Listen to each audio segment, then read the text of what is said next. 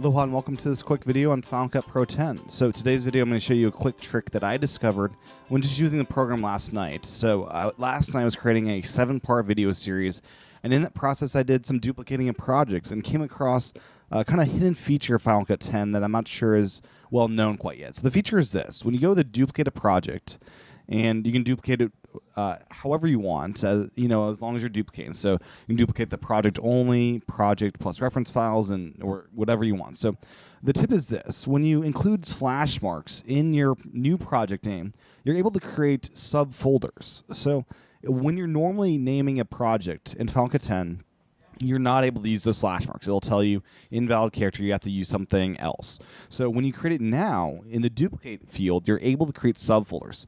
So interview 2 is going to be the top folder, and that's where we'll change that. So we'll have interview as the top folder. We'll have female as the next subfolder. So these are going to be the female interviews, right? Then another subfolder for Hawaii, so Hawaii interviews or something like that. And then the actual name of the project. So we'll then name it test interview. So you can see the hierarchy right here. So you've got as a top folder interview, female, Hawaii, then test interview as the name. So let's hit OK and see what happens.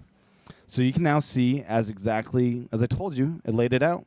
Interview at the top level, underneath that a new folder, female, underneath that a new folder, Hawaii, underneath that a new folder, test interview. I'm not sure the usefulness of this for everybody. It's there. I'm not sure how often I'll use it. It's a cool thing to know and a cool thing to keep in mind when you're working with creating and working with projects in Final Cut 10.